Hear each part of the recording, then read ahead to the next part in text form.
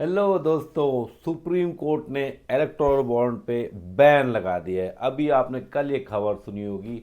लोग बड़े खुश हो रहे हैं कि ऐसा हो गया वैसा हो गया।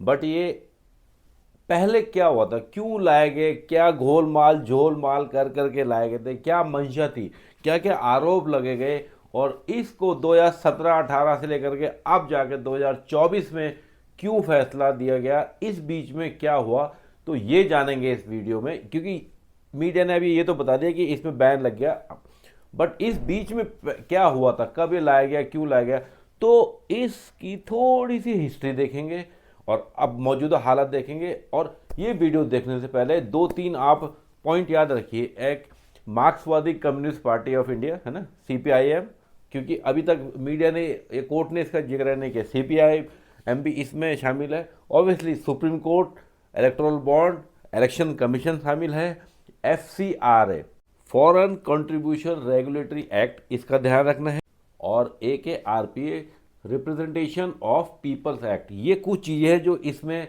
शामिल हुए, इनकी वजह से जो फेरबदल हुआ है, ये एक मेन मुद्दा है। तो चलते हैं मेन टॉपिक पे। 2017-18 जो फाइनेंशियल ईयर था, उसमें ये इलेक्टोरल बॉन्ड लाया गया।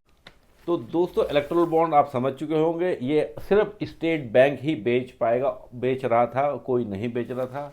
ये वैसे ही जैसे आपके नोट होते हैं कि 10 रुपये का नोट, 20 का, 100 का, 1000 का, 500 का, 2000 का, ये भी बॉन्ड हैं। ये 1000 रुपये के हैं, 10,000 के हैं, ऐसे करके इनके पर्टिकुलर डिनोमिनेशन है। और ये 1000 से लेकर 1 करोड़ रुपए तक है, यहाँ तक मीडिया ने सबको बताया। तो अभी आपको, आप इंडिविजुअल हैं या कोई कंपनी, दुकानदार है, फैक्ट्री के मालिक है, कोई कंपनी है, आप स्टेट बैंक ऑफ इंडिया में जाएंगे, अपने चेक के पैसे, जो भी कुछ कैश दे करके, चेक से, जो भी है, अपने अकाउंट से ये बॉन्ड खरीदेंगे, और जिस पार्टी को देना है उसको आप दे देंगे। यहाँ तक पॉइंट सिंपल। और ये पार्टी 15 दिन के अंदर उसको एनकैश करा लेगी। अगर वो पार्टी इसमें फेल होती है, जैसे चेक है कि 90 डेज, विद इन 90 डेज आपको इनकैश करना पड़ता है, अगर 15 दिन तक वो पार्टी नहीं भुना पाई है, इनकैश नहीं करा, वैसे हराम का माला है, हर कोई टकाटक करा लेता है, नहीं करा पाई, तो ये पैसा रद्द नहीं होगा। वो इलेक्टोरल बॉन्ड जैसे चेक की तरह नल एंड वाइड नहीं होगा। ये क्या होगा, फिर प्रधानमंत्री राहत कोष में चला जाएगा। तो चाहे ऐसे पकड़ो चाहे वैसे पकड़ो, अगर 15 दिन से पहले कर लिया तो भी आ जाएगा आपके पास, तो पार्टी फंड में आ जाएगा, वरना प्रधानमंत्री राहत कोष में चला जाएगा। और जो देने वाला है वो अपनी डिटेल थोड़ी सी वहाँ पर लिखवाता है, एक्चुअली KYC डिटेल लिखवाता है। और ये माना गया था कि इसकी सूचना गुप्त रखी जाएगी, किसी को नहीं पता चलेगा किसने दिया, किसको दिया। देखो, ये सब बोलने की बातें हैं। जो बैंक में क्लर्क बैठा हुआ, जिसने ट्रांसफ़र करे पैसे, उसको तो पता है ना। और जो आपका KYC, उसमें नाम, पता, आधार कार्ड, पैन कार्ड, सब कुछ है। तो जिस पार्टी को मिला है, उन्होंने देखा कि हमें यहाँ ऐसे फंड, तो इलेक्टोरल बॉन्ड में सीरियल नंबर है। अगर मैं उस इलेक्टोरल बॉन्ड का सीरियल नंबर और उस बंदे की KYC डिटेल मिला लूँ, तो मुझे तो पता चल जाएगा किसने दिया है। तो ये सब बोल, और देखो, स्टेट बैंक सरकारी एक संस्था है। अगर मैं हर स्टेट बैंक मैनेजर को जो भी है बता करके, मैं सरकार में हूँ, मैं सरकार में कोई ऊंचे पद में हूँ, तो मैं किसी भी तरह डंडा लगा के प्यार से सरकारी आदेश दे के, इनडायरेक्ट जो अंडर द टेबल वाला आदेश दे करके जानकारी ले सकता हूँ। तो ये बोलने की बात है कि इसमें पारदर्शिता बनी रहेगी। तो हुआ क्या था दोस्तों, 2017-18 फाइनेंशियल ईयर में ये बिल लाने की कोशिश करी थी जब इसने, बीजेपी ने, तो उनको मालूम था कि अगर ये हम अलग से बिल पेश करेंगे तो ये लोकसभा में तो बीजेपी जीत जाती, क्योंकि उनकी मेजोरिटी थी, मगर राज्यसभा में नहीं थी। तो वो नहीं लाए, उन्हें पता था राज्यसभा में बहस होगी, हो सकता है ये ना पास हो पाए, तो वो चुपचाप इसको फाइनेंस बिल के अंदर घुसेड़ करके इसको ले आए। तो वहाँ जब ये लेकर के आए, तो उन्होंने इसमें जो फेरबदल किए, हाँ, एक अच्छा काम किया था कि पहले क्या होता था, चंदा आप देना चाहते किसी पॉलिटिकल पार्टी को, तो आप 20,000 रुपये तक कैश दे सकते थे, और 20 से ऊपर को आपको ऑनलाइन या चेक या कैसे कर देना पड़ता। तो इन्होंने कहा कि 20,000 वाली कैश लिमिट को नीचे ला करके 2,000 कर दिया कि 2,000 तक कैश दे सकते हैं, उससे ऊपर जो है आप UPI, चेक, जो भी ऑनलाइन ट्रांजेक्शन, या आप इलेक्टोरल बॉन्ड के वजह से, ये एक अच्छी बात थी। बट इसमें भी धांधली आराम से हो सकती। अगर मेरे पास इलेक्टोरल बॉन्ड आया और मैं उसके 2-2 हज़ार के कई टुकड़े करके, कई अपने ही कार्यकर्ता के नाम पर डाल दूँ कि यहाँ से आया है, तो छुपाना बड़ा आसान है। बाकी सब इसमें झोलमाल किया गया था। तो बात करते हैं कि क्या क्या गड़बड़ करी गई थी।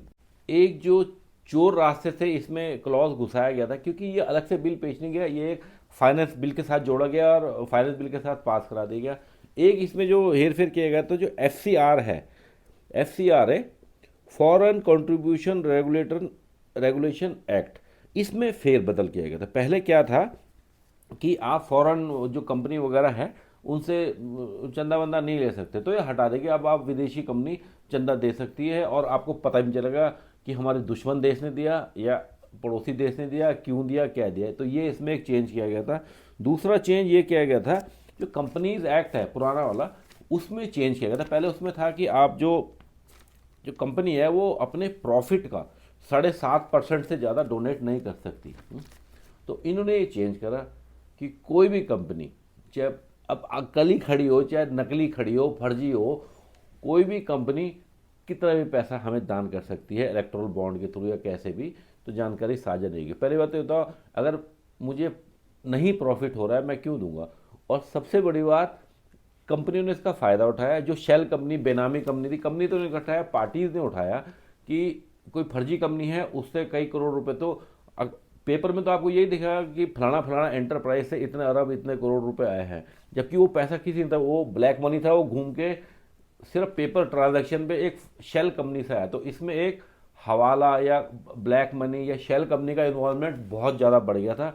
और दूसरी बात कि जब कई कंपनी ऐसी, पहले था कि प्रॉफिट का 7.5% तक दे सकते हैं, अब इसमें तक कितना भी देते हैं। कई कंपनी अपने आप को लॉस में दिखाती हैं बट चंदा दे रही है। अरे मैंने ऐसा पागल कहीं नहीं देखा जो लॉस में चल रहा है और चंदा बांट रहा है। वो लॉस में नहीं, वो क्योंकि कंपनी है ही नहीं हो। तो एक ये इसमें धांधलेबाजी शुरू हो गई थी, एक विदेशी फंडिंग शुरू हो गई थी और एक शेल कंपनी का इन्वॉल्वमेंट बढ़ गया था। तो पहले क्या होता था, जब पैसा आता था 2,000 रुपये से ज़्यादा आता था तो आपको इलेक्शन कमीशन को बताना पड़ता था। बट अब ये इन्होंने इलेक्शन कमीशन को आउट कर दिया कि नहीं, आपको जानकारी देने की ज़रूरत नहीं है, बिकॉज अब हम 2,000 की लिमिट फॉलो कर रहे हैं कैश वाली। तो इलेक्शन कमीशन और एक जो ये इलेक्शन वगैरह और ये मंत्री के केस कूस को मॉनिटर करती क्वालिफिकेशन डिसक्वालिफिकेशन है, जो एक्ट है हमारा रिप्रेजेंटेशन ऑफ पीपल एक्ट, इसका सेक्शन 29 है, उसके अंडर है कि पॉलिटिकल पार्टी जो है वो विदेश से चंदा नहीं ले सकती। तो ये शामिल इलेक्शन कमीशन इन्होंने। और एक हमारी पार्टी थी मार्क्सवादी कम्युनिस्ट पार्टी, उन्होंने याचिका दायर करी कि भाई ये गलत है, इससे क्या होगा, एक तो ट्रांसपेरेंसी खत्म हो रही है, इससे भाई भतीजावाद बढ़ेगा, इससे चोर मनी या ब्लैक मनी या चोरी का पैसा या धांधे हवाला वाला काम जो है हो जाएगा। और सबसे बड़ी बात इसमें क्या होगा कि मैं तो सरकार में हूँ, मुझे तो पता है क्योंकि मेरे पास डॉक्यूमेंट है, मैं देख सकता हूँ कि मुझे किस किसने चंदा दिया है। और जिसने सबसे ज़्यादा चंदा दिया, हो सकता है ये आरोप लगे है कि वो उस बंदे के सरकार या पावर में आने के बाद अपने फेवर में कोई कानून ले आए, कोई फैक्ट्री का टेंडर दिलवा दे। बेसिकली मैं अगर आपको पैसे दे रहा हूँ और आपको चोर दरवाजे से दे रहा हूँ ताकि किसी को ना पता चले, और आप जीते तो फिर आप मुझे फ़ायदा करवाओगे, किसी भी तरह करवाएंगे। वो कई तरीके हैं फ़ायदा करवाने के, पुराने केस हटवा दो, इधर ज़मीन दिला दो, वो फैक्ट्री का वो दिला दो, लोन माफ़ कर, बहुत चीज़ें हैं।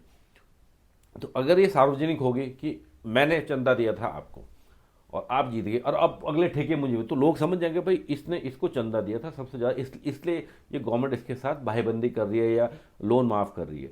तो एक ये केस लगा था। तो इसमें तो CPIM ने करा था, बाकी पार्टी चुप थे क्योंकि उनको भी मिल रहा था। अभी आपने अगर आपके स्क्रीन में देखा होगा तो चंदे मिले हैं, तो तकरीबन मान लो इलेक्टोरल बॉन्ड से अगर पैसे मिले हैं 11,000 करोड़ रुपए, तो 6,500 से ज़्यादा तो बीजेपी मिले, और जो सेकंड लार्जेस्ट पार्टी कांग्रेस उसको मिला है सिर्फ 11,000, 1,100 करोड़ मतलब 1,000। तो देखो कि करीबन 60-65% मिला है बीजेपी को, 10% उसको, और बाकी जो टटपुंजी पार्टी उनको क्या मिला वो पता नहीं। CPIM जो मार्क्सवादी कम्युनिस्ट पार्टी उसको शायद ना के बराबर मिला है, तो इसलिए या वो ईमानदार थे क्यों उन्होंने जाके कोर्ट में याचिका डाली। उसमें कपिल सिब्बल भी शामिल थे, प्रसाद भूषण भी शामिल थे।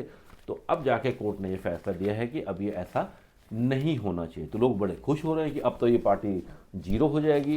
कल ही की आपने खबर सुनी होगी कि सारे जो कांग्रेस के जो वो थे, क्या नाम है, अकाउंट सीज कर दिए गए कि आपने 17-18 में इनकम टैक्स लेट भरा था क्या है, और उनके सारे अकाउंट सीज कर दिए हैं। कोर्ट ने आदेश दिया है कि अभी जो इलेक्ट्रल बॉन्ड अब से इसका यूज़ या चलन अब से असंवैधानिक या अनकॉन्स्टिट्यूशनल माना जाएगा। और जब लोगों ने आरटीआई से पूछा था बीजेपी से कि बताओ किस पार्टी ने कितना चंदा लिया है, किसने दिया है, तो इन्होंने बोला था कि नहीं, ये हम नहीं बताएंगे, ये आरटीआई के दायरे में नहीं आता। तो कोर्ट ने ये भी बोला है कि इससे पैसे की हेराफेरी होती, ट्रांसपेरेंसी नहीं है, और इससे जो सूचना का अधिकार है, राइट टू इन्फॉर्मेशन है, उसका भी हनन होता है। ये लगा करके क्लॉज उसने इसको नल एंड वाइड कर दी कि अब से ये नहीं चलेंगे, जो हो गया वो हो गया। जो अगर बचे हुए हैं आपके पास, एनकैश नहीं करे तो वो आप वापस जमा कराएंगे। और स्टेट बैंक को दी है ये जानकारी, क्योंकि स्टेट बैंक की इसमें और तो कोई बैंक शामिल नहीं था, कि आप 31 मार्च तक पूरा डेटा किसने दिए, क्या आदेश, आई थिंक मार्च 2017 से लेकर के अभी तक के जो आपने पैसे का लेन देन है उसका जो डेटा है वो सार्वजनिक करेंगे, अपनी वेबसाइट में भी डालेंगे। अब से ये नहीं लिया जाएगा। और ये मान देखना मेन ये आया कि जब ये बिल पास किया गया था कि 2019 में इलेक्शन थे, तो 2017 एंड 18 में पास करा गया, और इस 2 साल के अंदर जो पैसा आया गया वो माना गया कि इलेक्शन में यूज़ हुआ है, किसने कितना करा है। खैर पार्टी को छूट है वो कितना क्या कहाँ से लाते हैं, पर लोग बड़े खुश हो रहे हैं कि इससे ये हो जाएगा, काला धन बंद हो जाएगा, अब ये नहीं हो जाएगा, वो नहीं हो जाएगा। कुछ नहीं होता। ये एक हमें लगता है कि इतने हज़ार करोड़ उतने पॉलिटिकल पार्टी के लिए ये ऊँट के मुंह में जीरा है, कोई बात नहीं, ये रास्ता बंद है, उनके बाद 2 दर्जन रास्ते और हैं। जब तक गोदी मीडिया सच्ची न्यूज़ दिखाना या एक तरफा न्यूज़ दिखाना बंद नहीं करता, तब तक ये चंदा वंदा इलेक्ट्रल बॉन्ड बंद करने से मेरे हिसाब से तो कुछ नहीं होना।